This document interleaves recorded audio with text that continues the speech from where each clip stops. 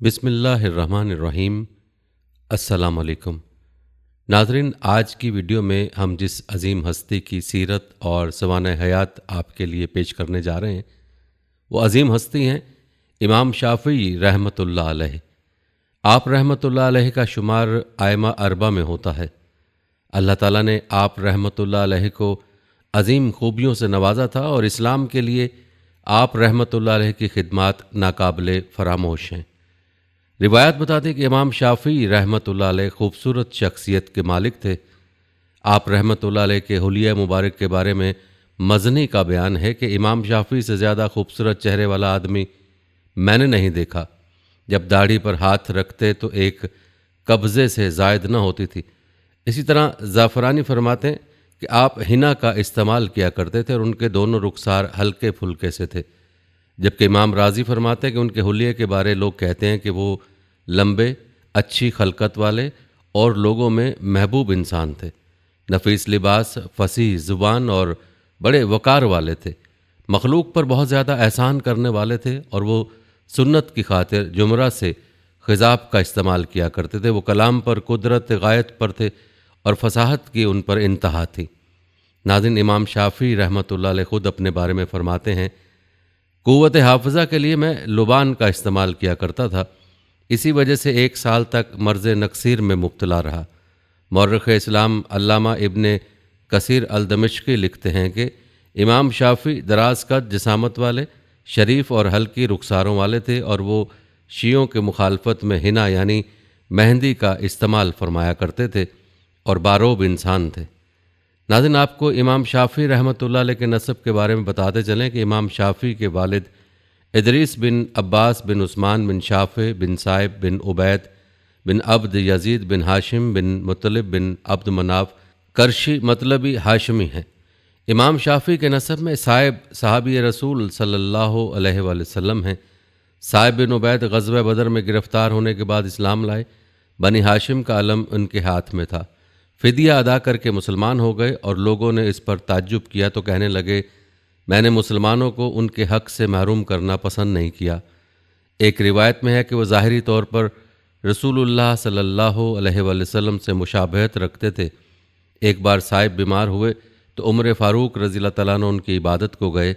शाफ़ी ने अपने वालिद साहिब के हमरा रसूलुल्लाह सल्लल्लाहु अलैहि वसल्लम से शरफ़ मुलाकात को हासिल किया है। जबकि उस्मान बिन शाफ़ी ताबी हैं जो इमाम शाफ़ी रहमतुल्लाह अलैह के परदादा हैं। इमाम शाफ़ी की वालिदा अज़दिया थी। ख़तीब बगदादी और काजी अय्याज़ मालिकी ने लिखा है कि इमाम शाफ़ी की वालिदा कबीला बनुल अज़द से थीं, जिनके मुतल्लिक़ रसूलुल्लाह सल्लल्लाहु अलैहि वसल्लम ने इरशाद फरमाया कि कबीला इज़्ज़त के लोग कितनी बेहतरीन कौम हैं, उनके मुँह पाकीज़ा, ईमान उम्दा और दिल साफ़ सुथरे होते हैं। जहाँ तक बात है आप रहमतुल्लाह अलैह की विलादत की, तो मशहूर रिवायत के मुताबिक इमाम शाफ़ी की विलादत माह रजब 150 हिजरी बमुताबिक माह अगस्त 767 में बमकाम गज़ा बलादुल शाम यानी मौजूदा फ़लस्तीन में हुई। रबी बिन सुलेमान मुरादी कहते हैं कि इमाम शाफ़ी उस साल पैदा हुए जिस साल इमाम अबू हनीफ़ा फ़ौत हुए।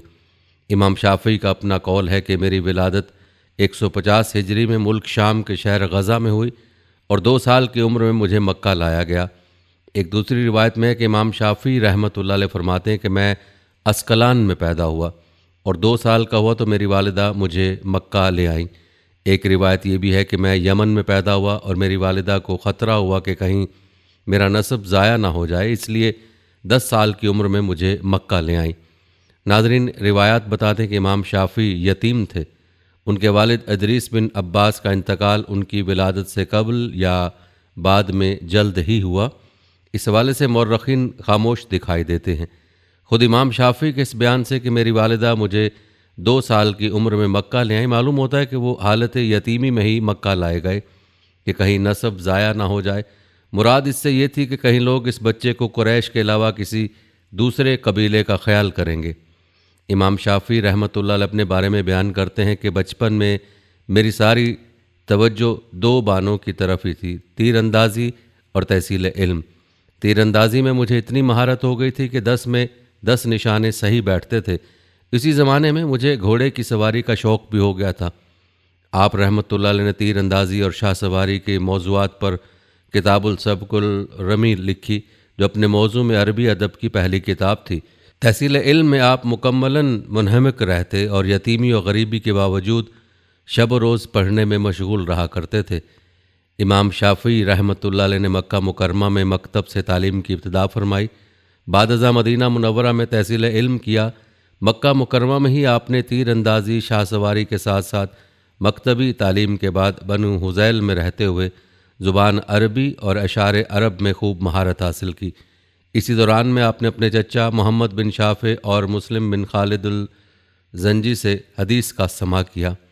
امام شافعی اپنے زمانہ طالب علمی کے متعلق خود بیان کرتے ہیں کہ میں یتیم تھا، والدہ میری کفالت کیا کرتی تھی، میرے پاس معلم کی خدمت کے لیے رقم نہیں تھی، مگر ایسی صورت پیدا ہو گئی کہ معلم اس کے بغیر پڑھانے پر راضی ہو گیا۔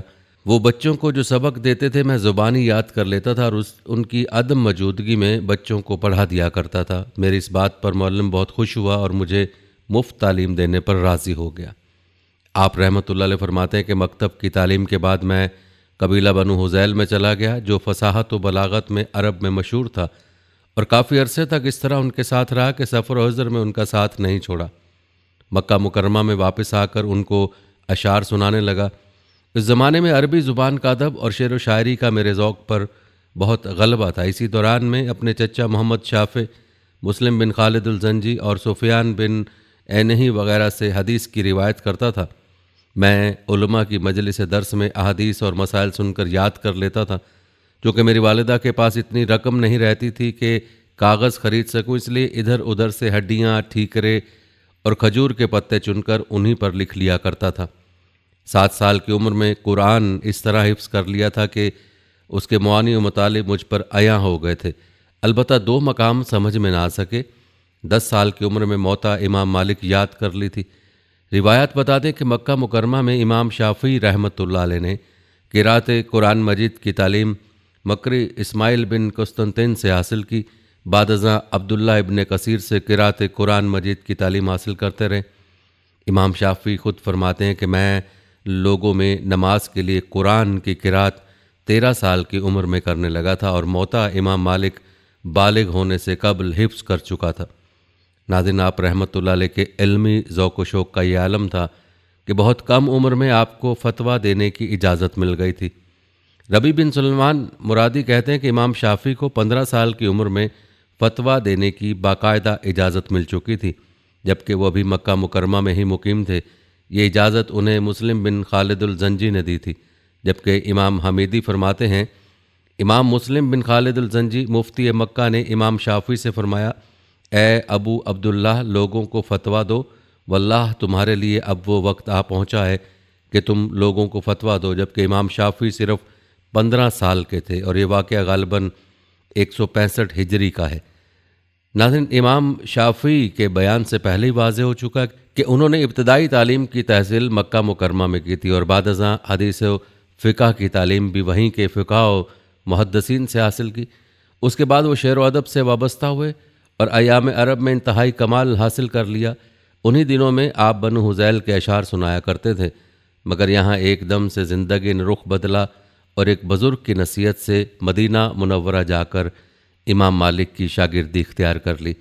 ناظرین، روایت بتاتے ہیں کہ امام مالک رحمۃ اللہ علیہ کا سال وفات 93 ہجری ہے، اور اگر خیال کیا جائے کہ امام شافعی رحمۃ اللہ علیہ ان کے پاس مدینہ منورہ میں غالباً 169 ہجری یا 173 ہجری میں آئے ہوں گے، جیسا کہ ایک روایت میں کہ امام شافعی نے فرمایا، میں امام مالک کے پاس آیا تو میری عمر 19 سال تھی، اور امام ذہبی نے فرمایا ظاہر یہ ہوتا ہے کہ وہ جب امام مالک کے پاس گئے تو 23 سال کے تھے۔ تو یہ زمانہ امام مالک کی ضعیفی کا زمانہ ہے، وہ غالباً 76 سال یا 80 سال کے ہوں گے۔ اسی لیے انہوں نے امام شافعی رحمۃ اللہ علیہ سے کہا کہ اپنے لیے کسی شخص کو لے آنا جو موطا امام مالک کی قرأت کرے، یعنی زمانہ ضعیفی میں ان کا قرأت کرنا چھوٹ چکا ہوگا۔ اسی لیے تو یہ فرمایا، اور یہ وقت امام شافعی کا عین عالم شباب کا زمانہ ہے، اور یہ بات مسلمہ ہے کہ جب 179 ہجری میں امام مالک کی وفات ہوئی تب امام شافعی کی عمر 29 سال تھی۔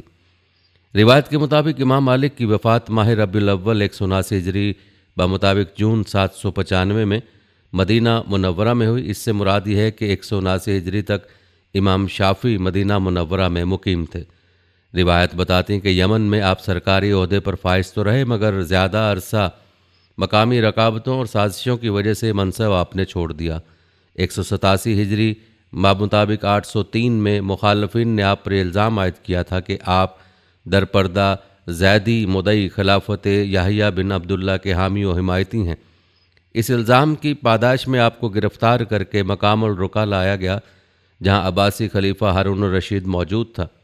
خلیفہ کے سامنے آپ کو پیش کیا گیا تو ہارون الرشید نے آپ کے دلائل و براہین سنتے ہوئے آپ کو بے قصور قرار دیا اور رہا کر دیا۔ ہارون الرشید آپ کے حسن بیان اور وسعت علم سے بہت متاثر ہوا۔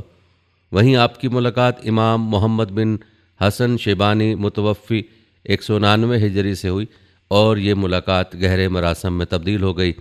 آپ نے کئی کتب امام محمد بن حسن شیبانی کی اپنے لیے نقل کر لیں۔ روایت کے مطابق آپ رحمۃ اللہ علیہ کم و بیش امارت یمن کے عہدے پر 7 سال فائز رہے، یعنی 180 ہجری سے 187 ہجری تک۔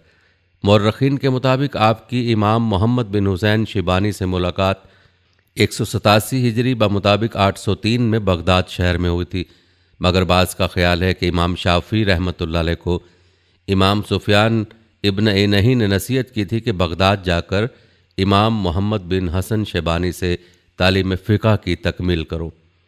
مورخین کے نزدیک پہلا بیان قوی ہے، کیونکہ 187 ہجری میں آپ الرقہ سے واپسی پر عراق داخل ہوئے اور یہاں کم و بیش 1 سال تک مقیم رہے۔ امام محمد بن حسن شیبانی امام ابو حنیفہ رحمۃ اللہ علیہ کے تلمیذ خاص تھے اور عراق میں ان کے علم و تفقہ کے نمائندہ خاص اور مبلغ و ناشر تھے۔ قاضی ابو یوسف صاحب امام ابو حنیفہ امام شافعی کے بغداد میں آمد سے قبل انتقال کر چکے تھے۔ امام شافعی رحمۃ اللہ علیہ کا قول ہے کہ میں نے محمد بن الحسن سے زیادہ عقل مند شخص نہیں دیکھا۔ مزید کہتے ہیں کہ میں نے محمد بن الحسن سے زیادہ ہلکی چال چلنے والا کوئی موٹا نہیں دیکھا اور نہ ان سے زیادہ کوئی فصیح دیکھا ہے۔ جب میں انہیں قرآن کی قرأت کرتے دیکھتا تو یوں معلوم ہوتا کہ گویا قرآن انہی کی زبان میں نازل ہوا، یعنی ان کی فصاحت کی وجہ سے۔ اور فرمایا فقہ میں لوگوں میں مجھ پر سب سے زیادہ احسان محمد بن الحسن نے کیا ہے، اور فرمایا میں نے جس سے بھی مناظرہ کیا اس کے چہرے کا رنگ اڑ گیا ماں سوائے محمد بن الحسن کے۔ امام شافعی رحمۃ اللہ علیہ نے اپنی شاگردی کا ثبوت ان الفاظ میں دیا ہے کہ میں نے امام محمد بن حسن شیبانی سے 1 اونٹ کے بھار کے برابر حدیث سنی ہے۔ اسی طرح امام شافعی رحمۃ اللہ علیہ فرماتے ہیں کہ میں نے امام محمد بن حسن شیبانی کی کتابوں پر 60 دینار خرچ کر کے ان کو حاصل کیا، پھر ان میں تدبر کیا اور ان کے ہر مسئلے کے پہلو میں اس کے رد میں دلیل کے لیے حدیث لکھی۔ ناظرین، ابو حسان الزیادی کہتے ہیں کہ میں نے امام محمد بن حسن شیبانی کو اہل علم کی اتنی زیادہ تعظیم کرتے ہوئے نہیں دیکھا جتنی تعظیم وہ امام شافعی رحمۃ اللہ علیہ کی کیا کرتے تھے۔ ایک دن امام محمد بن حسن شیبانی کہیں جانے کے لیے سواری پر بیٹھ گئے تھے، اسی حال میں امام شافعی رحمۃ اللہ علیہ آ گئے۔ امام محمد بن حسن شیبانی فوراً سفر ملتوی کر کے گھر آ گئے اور رات گئے تک امام شافعی کے ساتھ رہے اور اس درمیان میں کسی تیسرے شخص کو اندر آنے کی اجازت نہیں دی۔ روایت بتاتے ہیں کہ امام شافعی رحمۃ اللہ علیہ کا آخری تعلیمی سفر بغداد میں امام محمد بن حسن شیبانی کی درسگاہ پر منتہا ہوا۔ بغداد سے آپ نے اپنے فقہی آراء اور اقوال مرتب کیے جن کو اقوال قدیمہ کہا جاتا ہے۔ ناظرین، یہ تھا تذکرہ حضرت امام شافعی رحمۃ اللہ علیہ کے مختلف سفروں کے حوالے سے اور آپ رحمۃ اللہ علیہ کے تحصیل علم کے حوالے سے۔ یاد رہے کہ امام شافعی رحمۃ اللہ علیہ نے 9 عمری میں ہی فقہ، فتویٰ، حدیث و تفسیر، تعبیر و رؤیا، ایام عرب، اشعار عرب، نحو و عربیت، تیر اندازی اور شاہ سواری میں شہرت کی حد تک کمال حاصل کر لیا تھا، حتیٰ کہ آپ کے شیوخ و اصحاب معاصرین بھی آپ کے معترف ہو گئے تھے۔ 20 سال سے کم ہی عمر میں آپ کے استاد مسلم بن خالد الزنجی نے آپ کو فتویٰ دینے کی اجازت دے دی تھی۔ ان کے دوسرے استاد امام مالک رحمۃ اللہ علیہ نے آپ رحمۃ اللہ علیہ کے بارے میں فرمایا میرے پاس کوئی کرشی اس نوجوان سے زیادہ سمجھدار نہیں آیا، مراد شافعی تھے۔ اسی طرح آپ رحمۃ اللہ علیہ کے ایک اور اہم استاد امام سفیان بن عینہی کے پاس تفسیر یا فتویٰ کے لیے کوئی سوال آتا تو آپ امام شافعی کی طرف متوجہ ہوتے اور فرماتے اس سے پوچھو۔ ایک اور روایت ہے کہ بشر مریسی جو ایک متکلم اور مبتدع شخص تھے اور ان سے امام شافعی نے مناظرے بھی کیے، وہ بھی جب حج سے واپس ہو کر بغداد پہنچے تو اپنے دوستوں کو بتانے لگے کہ میں نے مکہ میں ایک قریشی جوان کو دیکھا ہے، میں نے اس جیسا عقل مند نہیں دیکھا، وہ سوال کرے یا جواب دے، میں نے دونوں میں اسے بے مثال پایا۔ ناظرین، اس قریشی جوان سے مراد امام شافعی تھے۔ ناظرین، ان روایت سے معلوم ہوتا ہے کہ امام شافعی کی فصاحت و بلاغت کا کیا عالم تھا۔ روایت میں آتا ہے کہ امام عبد الرحمن بن مہدی نے جب امام شافعی کو ان کے عہد شباب میں ایک مکتوب لکھا کہ آپ میرے لیے ایک کتاب لکھیں جس میں حدیث کے جملہ فنون اجماع اور کتاب و سنت میں ناسخ و منسوخ کا بیان ہو، تو امام شافعی رحمۃ اللہ علیہ نے اپنی مشہور کتاب الرسالہ تصنیف کی۔ امام عبد الرحمن بن مہدی کہتے ہیں کہ میں جب بھی نماز پڑھتا ہوں تو اس میں شافعی کے لیے دعا کرتا ہوں۔ روایت بتاتے کہ امام شافعی رحمۃ اللہ علیہ بغداد آئے تو 6 اہم طلبہ ان کے درس میں آنے جانے لگے، جن میں احمد بن حنبل، ابو ثور الحارث النقال، ابو عبد الرحمن الشافعی، الحسن بن محمد الزعفرانی اور الحسین بن علی الکرابسی شامل ہیں۔ یہ سب امام شافعی کی مجلس میں ان کی کتب کی قرأت کیا کرتے تھے۔ امام زعفرانی لغت کے امام تھے، اس لیے امام احمد اور ابو ثور وغیرہ نے انہیں کتب کی قرأت کے لیے چن رکھا تھا، جبکہ باقی لوگ سننے والے تھے، اور بعد میں زعفرانی ہی امام شافعی کی قدیم کتب کے راوی بنے، اور شافعی کی کتاب کی قرأت کرنے کے لیے ان کی طرف لوگ سفر کر کے آیا کرتے تھے۔ زعفرانی فرماتے ہیں، میں جب بھی شافعی کی مجلس میں جاتا تو احمد بن حنبل کو وہیں پاتا، وہ مجھ سے پہلے پہنچ جاتے تھے، اور فرمایا ابو ثور ہمارے ساتھ شافعی کی مجلس میں بیٹھتے تھے اور ہم شافعی کی کتب کا سماع کیا کرتے تھے۔ اسی طرح امام ساجی نے زعفرانی سے الکرابسی کے متعلق پوچھا تو فرمایا، میں نے انہیں شافعی کے بغداد کے پہلے دور یعنی 195 ہجری میں ان کی مجلس میں نہیں دیکھا، لیکن جب شافعی دوسرے دورے پر آئے تو انہوں نے شافعی کو لازم پکڑ لیا۔ امام احمد بن حنبل امام شافعی کے متعلق فرماتے ہیں کہ اس قریشی نوجوان سے زیادہ کتاب اللہ کا فقیہ میری نظر سے آج تک نہیں گزرا۔ مزید کہتے ہیں کہ فقہ کا قفل بے قلید لوگوں پر جس شخص نے کھولا وہ شافعی ہی تو تھے۔ ناظرین، روایت بتاتی ہیں امام شافعی بغداد میں دوسری بار 195 ہجری بمطابق 811 میں گئے، اور بغداد میں آپ کا قیام 2 سال رہا، اور واپس مکہ مکرمہ چلے آئے۔ بغداد میں آپ کی تیسری آمد 198 ہجری بمطابق 814 میں ہوئی، اور آپ اس بار چند ماہ قیام کر کے 199 ہجری یا 200 ہجری میں مصر چلے گئے۔ ابن ندیم نے محمد بن شجاع کا قول نقل کیا ہے کہ امام شافعی رحمۃ اللہ علیہ مصر میں 200 ہجری میں آئے اور یہیں مقیم ہوئے۔ سفر مصر کے دوران میں آپ کا غزہ شہر جانا بھی ثابت ہے۔ قرائن و شواہد سے آپ کی مصر آمد 2 بار معلوم ہوتی ہے۔ پہلی بار تب جب آپ بغداد سے مصر کے سفر کو تشریف لے گئے اور بروز منگل 28 شوال 198 ہجری بمطابق 20 جون 814 کو مصر کے شہر قسطاط پہنچے، مگر وہاں فسادات کی وجہ سے آپ دوبارہ مکہ مکرمہ چلے آئے۔ دوسری بار آپ 200 ہجری میں مصر پہنچے اور پھر اواخر عمر تک وہیں مقیم رہے۔ مصر کو روانہ ہوتے ہوئے آپ نے یہ اشعار پڑھے جس کا ترجمہ ہے، میرا نفس مصر جانے کے شوق میں، حالانکہ اس سفر میں بڑی مشکلات ہیں، واللہ مجھے معلوم نہیں کہ اطمینان و استغنا کے لیے وہاں جا رہا ہوں یا قبر میں جانے کے لیے۔ چنانچہ امام شافعی کے نشار سے آپ کی پیشگوئی سچ ثابت ہو گئی کہ آپ وہاں مستغنی بھی ہوئے اور وہیں فوت بھی ہوئے۔ قاضی ایاز مالکی نے سعید بن عبداللہ بن عبد الحکم المصری کے بیان کو نقل کیا ہے کہ جس وقت امام شافعی رحمۃ اللہ علیہ ہمارے یہاں مصر میں آئے تو سخت قلت و افلاس میں تھے۔ میرے بھائی محمد نے بعض مالداروں سے 500 دینار وصول کیے اور والد صاحب نے 500 دینار دی، اس طرح 1000 دینار امام شافعی رحمۃ اللہ علیہ کی خدمت میں پیش کیے۔ دوسری روایت میں عبداللہ بن عبد الحکم المصری نے خود 1000 دینار دیے اور اپنے دوستوں سے 2000 دینار وصول کر کے کل 3000 دینار امام شافعی رحمۃ اللہ علیہ کی خدمت میں پیش کیے۔ روایت بتاتے کہ امام شافعی کو مصر میں عبداللہ بن عبد الحکم سے خصوصی تعلق تھا، اور یہ تعلق تا وفات قائم رہا، حتیٰ کہ انہی کے گھر وفات پائی۔ روزانہ عبداللہ بن عبد الحکم کے گھر چلے جایا کرتے، اور اگر وہ گھر موجود نہ ہوتے تو دریافت کر کے ان کے پاس جاتے تھے۔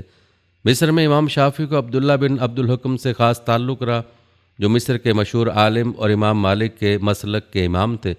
ان کے بیٹے کا بیان ہے کہ امام شافعی روزانہ ہمارے یہاں سے امام مالک کی کتابوں کے 2 اجزاء لے جاتے اور دوسرے دن ان کو واپس کر دیا کرتے تھے اور مزید دوسرے 2 اجزاء لے جایا کرتے۔ یہ سلسلہ مدت مدید جاری رہا۔ عبداللہ ابن عبدالحکم کے مکان پر بھی امام شافعی جایا کرتے تھے۔ ان کے بھائی سعد بن عبداللہ کا بیان ہے کہ بسا اوقات امام شافعی رحمۃ اللہ علیہ سواری پر ہمارے یہاں آتے اور مجھ سے کہتے کہ محمد کو بلاؤ۔ میں ان کو لے آتا اور ان کے ساتھ جاتے اور دیر تک رہتے اور وہیں قیلولہ بھی کرتے تھے۔ روایت کے مطابق امام شافعی جب مصر آئے تو ان کا سن قریباً 50 سال کے قریب تھا۔ ابن ندیم کے قول کے مطابق تسلیم کیا جائے تو امام شافعی صرف 4 سال یعنی 200 ہجری سے 204 ہجری تک مصر میں مقیم رہے۔ ناظرین، ہم آپ کو امام شافعی کی وفات کے بارے میں تفصیل بھی بتائیں گے، لیکن پہلے ذکر کرتے ہیں آپ رحمۃ اللہ علیہ کی اولاد اور بیوی بچوں کا۔ امام شافعی رحمۃ اللہ علیہ کی اولاد کے متعلق ابن حزم نے لکھا ہے کہ آپ رحمۃ اللہ علیہ کے 2 صاحبزادے تھے، ایک ابو الحسن محمد جو علاقہ کنسرین اور عواصم میں قاضی تھے، انہوں نے کوئی اولاد نہیں چھوڑی، اور دوسرے عثمان تھے جو احمد بن حنبل رحمۃ اللہ علیہ کے شاگرد ہوئے، ان سے بھی اولاد کا سلسلہ منقطع رہا۔ اسی طرح علامہ تاج الدین سبکی نے بھی طبقات الشافعی الکبریٰ میں لکھا ہے کہ امام شافعی کے 2 صاحبزادے تھے، ایک قاضی ابو عثمان محمد اور دوسرے ابو الحسن محمد۔ ابو عثمان بڑے تھے اور امام شافعی کے انتقال کے وقت مکہ میں تھے۔ یہ اپنے والد امام شافعی، امام سفیان بن عینہی، امام عبدالرزاق صاحب المصنف اور احمد بن حنبل سے روایت کیا کرتے تھے۔ حلب میں بھی عہدہ قضا پر فائز رہے۔ ان کی 3 اولادیں ہوئیں، عباس، ابو الحسن اور ایک بیٹی فاطمہ۔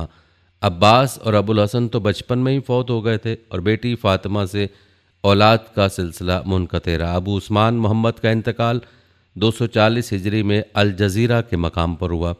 دوسرے صاحبزادے ابو الحسن محمد تھے جن کی والدہ دناتیر کنیر تھیں۔ یہ بچپن میں ہی اپنے والد امام شافعی کے ہمراہ مصر آ گئے تھے اور یہیں مصر میں ماہ شعبان 231 ہجری بمطابق ماہ اپریل 846 کو فوت ہوئے۔ ابو الحسن محمد کی ایک صاحبزادی زینب تھیں جس سے ابو محمد احمد بن محمد بن عبداللہ بن عباس بن عثمان بن شافعی پیدا ہوئے۔ یہ اپنے والد کے ذریعے سے اپنے پرنانا امام شافعی رحمۃ اللہ علیہ سے روایت کیا کرتے تھے۔ کہتے ہیں آل شافعی یعنی امام شافعی کے خاندان میں ان کے مثل کوئی عالم پیدا نہیں ہوا۔ ان کو اپنے نانا امام شافعی کی برکت حاصل تھی۔ امام شافعی رحمۃ اللہ علیہ کا ایک حیرت انگیز واقعہ یوں بیان کیا گیا ہے۔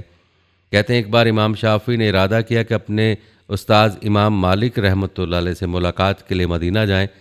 مدینہ میں امام مالک رحمۃ اللہ علیہ کے ساتھ ان کی بیٹی بھی رہتی تھیں جس نے امام شافعی رحمۃ اللہ علیہ کے علم و تقویٰ کے متعلق بہت کچھ سن رکھا تھا اور وہ بھی ان سے ملاقات کی متمنی تھی۔ جب اس کے علم میں یہ بات آئی کہ امام شافعی رحمۃ اللہ علیہ اس کے والد سے ملاقات کے لیے آنے والے ہیں تو وہ بھی سراپا انتظار بن گئی۔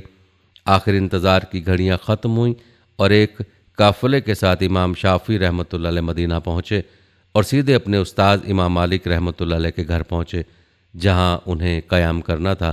امام مالک رحمۃ اللہ علیہ کی بیٹی نے دیکھا کہ کھانے پر بیٹھ کر امام شافعی رحمۃ اللہ علیہ نے بڑی بے قراری سے کھانا کھایا جو اسے عجیب سا لگا۔ یہی نہیں، عام حالات میں ایک انسان جتنا کھاتا ہے اس سے زیادہ کھایا۔ اس نے سوچا کہ عموماً ایسے متقی اور پرہیزگار بندے کم خوراک ہوتے ہیں، لیکن امام صاحب نے اسے خوش خوراک لگے۔ کھانے کے بعد امام صاحب اپنے میزبان کے ساتھ عشاء کی نماز کو چلے گئے اور واپس آ کر بستر پر لیٹ گئے۔ لڑکی کو یہ بات بھی بڑی عجیب لگی۔ اس نے اپنے والد کو دیکھا تھا کہ وہ رات کے اکثر حصے میں عبادات کیا کرتے تھے۔ اس بات سے امام صاحب کی جو اس کے ذہن میں شبیہ تھی وہ خراب ہونے لگی۔ صبح کو تہجد میں بھی امام صاحب نہیں اٹھے بلکہ جیسے ہی اذان کی آواز آئی وہ گھبرا کے اٹھے اور بغیر وضو کیے امام مالک رحمۃ اللہ علیہ کے ساتھ فجر کی نماز کے لیے چلے گئے۔ لڑکی کو تعجب کے ساتھ افسوس بھی ہو رہا تھا کہ یہ کیسے متقی ہیں۔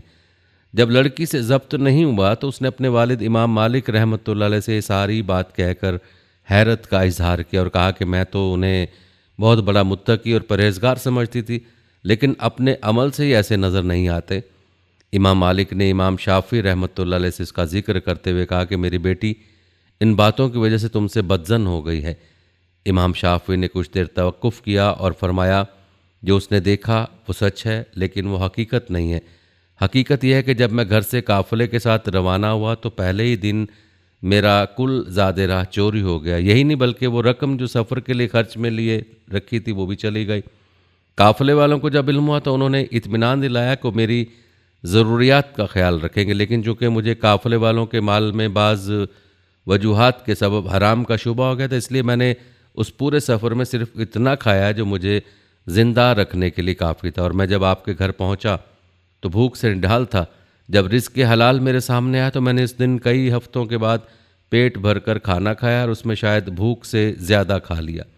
عشاء کی نماز میں نے آپ کی اقتداء میں پڑھی جس میں آپ نے سورہ بقرہ کی فلاں آیات پڑھی تھیں، اور میں تبھی سے گھر واپس آتے ہوئے انہی آیات پر غور کر رہا تھا، یہاں تک کہ میں نے مسائل کا استنباط شروع کیا اور رات بھر میں نے ان سے 99 مسائل نکالے، اور یہ سب آپ کے گھر کی برکت والے کھانے کی وجہ سے تھا۔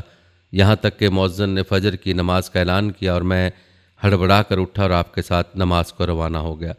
چونکہ میں سویا ہی نہیں اس لیے وضو کی حاجت نہیں تھی، اور اسی وضو سے میں نے فجر پڑھ لی تھی۔